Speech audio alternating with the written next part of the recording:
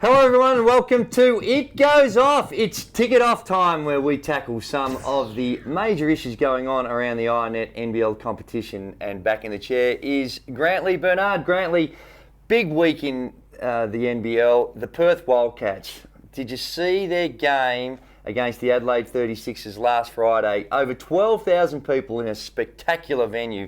Good signs for the Wildcats and the NBL. Great signs for the Wildcats, and I guess it goes back to the, I guess if you want to call them the good old days, doesn't it, when they played at the Perth Entertainment Centre, because the new venue is basically where the entertainment centre was, whatever. And so it was a massive buzz for the people of Perth and the people involved in the Wildcats, I'm sure, to be right in the heart of the city and have 11,000 people fill the arena. Didn't get the W. Disappointing. Which I'm sure took a little bit of the gloss off, but that's a big achievement, a big night for the Wildcats, and it'll be interesting to see if the crowd will come back for the game against the Breakers this week, and B, if they can get off that 3-game skid. Well, there's no doubt that they'll be back. Over 7,000 members they've been able to sell this season, so I'm sure that it's shaping up to be a great season off the floor for the Perth Wildcats. But on the floor, they've got their issues. They're back to 3-3 now after a spectacular 3-0 start. They've hit the skids a little bit. They have 3-game losing streak. You know, obviously, there's always a lot of expectation on Perth, and you know they start 3-0. All of a sudden, that expectation grows. When in reality, they were thinking, well, out of the first 5, if we go 3-2, we're looking good. Right now, there's 3-3, so I guess you know that's not in their plans. But you know, I'm sure, given their roster, given their coaching experience, I'm pretty sure they'll be able to right the ship sooner rather than later. You would think so, and one team that has righted the ship has been the Sydney Kings. They have come out and not a lot of expectations around them at the start of the season, but now they're 5-4. They've worked their way back into the top 4 and coming off a very healthy win against the Melbourne Tigers. That a game that had a bit of spite in there as well, the ejection of Seth Scott, and that's going to be looked at by the NBL Tribunal. But full credit to the Sydney Kings. You get to a point where now you've got to start believing that they are legitimate contenders. Look, I think they probably are. You know for sure one thing with the Kings is that every game you're probably going to get 100% effort out of them, purely because I guess that's what Shane Heal is. You know, he built a career on effort. And I think the Kings, you can sort of see that they're starting to take on his persona and his image a little bit. You know, they're not going to take the backward step as we saw on Sunday against the Tigers. They've got a couple of decent imports. You know, they're not superstar imports, but they're good imports. They've got players like, you know, Ben Madgen, who's, you know, leads the league in scoring and has really grown as a player. And a guy like Ian Crosswhite, who's, you know, he might only score 6 points a game, but he's going to get you 10 rebounds. He's going to play hard defence. He's going to do the things that help you win games. And I think that's a big factor for the Sydney Kings. And the one of the main reasons why the Sydney Kings, not the only reason, but one of the main ones that they've been such a surprise has been the form of Ben Madgen. He has been fantastic, averaging 20 points a game this season. Coming off a career average of a little over 11. So he has been one of the prime movers for the Sydney Kings. Without an MVP candidate? Without a doubt. Without a doubt. He could be he could win the most improved player and the MVP I don't think that's ever been done in the same season. So, look, I think you could just see on Sunday in that game that, you know, even if he missed a couple of shots, he didn't shy away from wanting the ball. He wanted the ball. He wanted to make a difference. And in the end, he did. You know, in the fourth quarter, you know, when the Kings, you know, the Kings couldn't hit a bull in the backside with a fly swatter. Well, they shot 34% in the game and still were able to win. Well, I think they only scored 8 points in the fourth quarter. You know, but he still wanted the ball in the fourth quarter. He still wanted to make that difference and make the shot that, you know, either A, got the Kings rolling again or sealed the game for them. And I think, give him a lot of credit. He's a player that's stepped up big time. Absolutely, and congratulations to them, and good luck for the remainder of the season, because they've still got plenty of work to do. We I wouldn't lock them in just yet. Singing their praises, but still a long, long way to go. Now, Grantley, another important date that I know that you have penned in, not penciled, penned in, is the 22nd of December, because that's the night of the All-Star game where we get to see the very best that's available in the NBL come together in a north-south contest. People can still vote. The good folk out there are going to determine who are going to be the starters for the north and who are going to be the starters for the south. And Cameron Tregar is the runaway leader. As we speak, he is the man that has more votes than anyone else. And I suppose because he's played at Wollongong, Melbourne and Townsville, and he was pretty well liked in all those cities, that he's accumulating all those votes. And now in Cairns, he's got some new fans. He has, so he's there, but still time to vote. You've got a couple of weeks. You can actually go onto the NBL website and see how the voting is going, but that's only until the 2nd of December. Then it goes in camera. And you won't be able to tell. But two of the issues... Issues.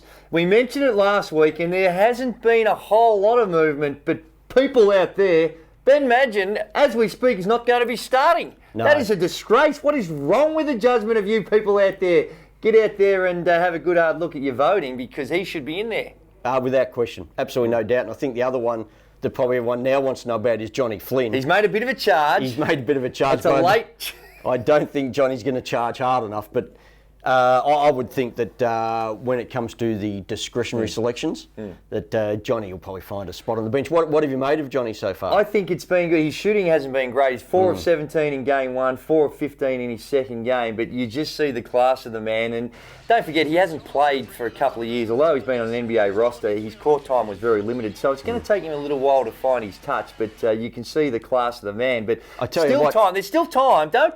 If you can get out there and you're passionate about Johnny Flynn, there is still time that you could eventually see him as a starter. I tell you what, did he not just relish the sight of Corin Henry on Sunday, demanding the ball in the post against... Not too many people against the little fella. He would be able to post up, but that was a great... And Corin Henry gave all that he had to give and did an outstanding job, and really was an even battle between those two across the course. It was a nice little head-to-head. It was. Grantley, one of the other very important showpieces of the All-Star game is the three-point shootout competition and the slam dunk competition. And over the next couple of weeks, we'll be announcing who the contenders are going to be in those two events. So it's going to be exciting times. The slam dunk competition, there's a few athletes running around out there that I reckon that could be an absolute beauty. Anyone you particularly like? I love Lucas Walker when he gets up. Yes. I think the Waxy needs to be in there. Yes. Just hope he has a longer career than Brett Rainbow. I think he already might be slightly ahead of that as well already. Grantley, we love to get feedback off the NBL Facebook page or our Twitter, Andrew Gaze 10 or Grantley Bernard. We love to get your questions, and we try to deal with many as we can on a weekly basis. And this week, up for grabs to the best question, which you are going to be the judge of, is a beautiful Skins pack. If you notice the Skins gear, you feel just strong and tight with it on. It's a wonderful, wonderful product. But that's a Skins pack coming the way of the best questions. And this week, we've got 3 of the absolute very best, mostly coming from the Facebook page. What's wrong, Grantley? No, nothing. All good. I just had a really shocking mental image of you in your skins. But anyway. Love it. Dylan Triggy asks, after the Kings v Tigers game, should the league take a stronger stance on flopping to protect the integrity of the game? By the letter of the FIBA laws, it's a technical foul for flopping. Now, I don't see any referee prepared to give a technical foul for flopping unless you're a repeat offender. Well, the same game. And in that instance, what happened was there was a flop, and the flop it actually enabled the offensive player to make an easy layup. So there was enough of a penalty in place. We've seen this season in the NBA, they've put in place a fine system for people that flop, and Already there's been a few that have had to confront that. But I think that the referees now understand that they can call a technical foul, and I also think the players understand. So I think we've seen less of it this season. So I think that it's on track. It's just the ability for the referees to have the courage to pull the trigger. I know, commentating the Olympics, I only saw one technical foul called for a flopping throughout the Olympics. So they are a little reluctant, because trying to determine, it's tough on the refs to try and determine whether it is a flop or not a flop is not that easy. And that's not to say that there's not contact, etc., etc. Correct. You are very fortunate that the technical foul rule was only brought in after you retired. No. So and had there been fines, you would have been living on the poverty line. No. There is a difference. you made a career out of it. There is a difference between flopping and then trying to accentuate contact and alert the officials to say that there is a big difference, and that's why it's a tough challenge on the referees. Grantley, next question we have Johnny Ko or Johnny Cow. Should the NBL point system and NBL salary cap be changed next year? Rookies and senior players only get better, and unfortunately good Aussie players are left out because of the restrictions and they have to play elsewhere. We sort of dealt with this question a little bit last week, but it is something that we've seen the Players Association put their hand up with and saying that they believe there needs to be some sort of review of the system. I think the bottom line is that you never want talent not to be able to be playing in the competition. So I understand the principles of the point system to try and stop the inflationary pressures that go on there and keep parity amongst the competition. But you know, when you hear stories, whether they're fact or fiction, about some of the players that perhaps are overseas that can't come back into our competition because of the point system, then I think there's cause for alarm and cause to say we need to have a look at it.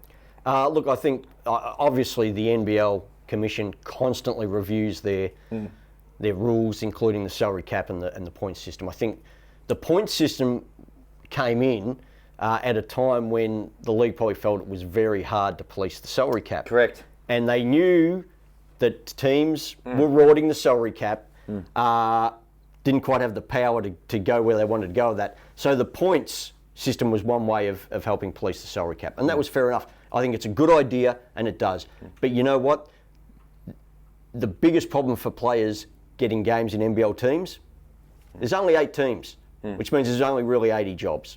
So, you know, that if there's not enough jobs to go around, people are going to miss out. It's as simple as that. Well, they are, but you don't want the talent to miss out, Grantley. You want it to be fair for all. And when you're making subjective opinions on people's worth, Warwick Giddy to the Melbourne Tigers meant a whole lot to Warwick Giddy to the Wollongong Hawks. So it's very hard sometimes to make those sorts of judgments. So I think that it's a valid question, and it's a very topical one at the moment. Well, I think it is, but I also think that maybe the talented players, if they want to come back to the league, if they really want to come back to the league, well, maybe you have to suck it up for a period of time. You take less money than what you think you might be worth until maybe the season after, when maybe you can get a pay increase. Well, that's true. But if you've got guys like Julian Kazoo, let's take an example. Julian Kazoo, he's playing overseas. For whatever reason, things don't work out. We should have a system where somehow or other, I don't know what the fairest system is, but there's got to be some way in which, if he wanted to come back and play in our league, we can't afford not to have a man of his capabilities playing in our league. We don't want to not have a system that precludes those types of players playing in our competition. No, you don't. But theoretically, he's taken the decision to go overseas and play, and good luck to him. The Sydney Kings have then brought in somebody of his calibre as a replacement. So, you know, you can't have it each way. No, I'm talking about the whole. I understand that. I understand. Well, as you can see, it swings and roundabouts. Very contentious issue. I think by and large the point system has been a good one, but perhaps a review's in order. Next up, we've got Cody Pound. Is Ben Madgen really as good as all the hype? Is the reason why he scores a third of the Kings' points because he takes a third of the Kings' shots? Wow, maybe we're seeing the reason why Ben Madgen is not getting the love he deserves in the All-Star voting, because not at all. He is taking a third of the shots because he's shooting above 50% from both, well, certainly before last weekend's games, above 50% from both the three-point line and from the field. So when a guy's in that sort of form, you want to give him as many opportunities to score as well. So not in my view. I think that he is a pivotal reason why the Sydney Kings are doing much better this season. No question. And you are just well qualified to talk on that subject, because you used to score a third of the Tigers' points by taking 50% of the shots. Well, why does everything always have to come back to me? It's not about me, Grant. We're talking about these other. I've got to unleash my anger on someone. Well, there it is, Grant Grantley. 3 very, very good questions. It's now your time to shine and tell us who's going to win the Skins pack. The Skins pack, I think, goes to Dylan Tricky. For the question on the flopping. Very good question, Dylan. It's a topical issue, and I think we've addressed it adequately. I think we have. Dylan, stay tuned. We'll be in contact with you and get that Skins pack out to you as soon as we possibly can. Grantley, that's all we have time for this week. And don't forget, next week we're going to be back, but a very, very special guest. Oscar Foreman, the Wollongong Hawks superstar, is coming in to the It Goes Off studio. We're going to have a chat to him. So I look forward to talking to Oscar. Well, I think that we need you to have a bit of a spell. Just take a week off. What do you mean? There's not enough room here. We've only got the 2 chairs, so you're going to take a bye. It's a bye. It's a bye. So you're out. Oscar Foreman in. So this really is like when you played, isn't it? You had to play 48 minutes. You could never have a rest. There's an element of that too. You always had to take every shot. Well, no, it's okay, really. Unfortunately, you're a busy man, busier than me, and unfortunately, you weren't going to be available. No, that's okay. The public made their choice, and they chose me. Now I know how Warwick Giddy feels.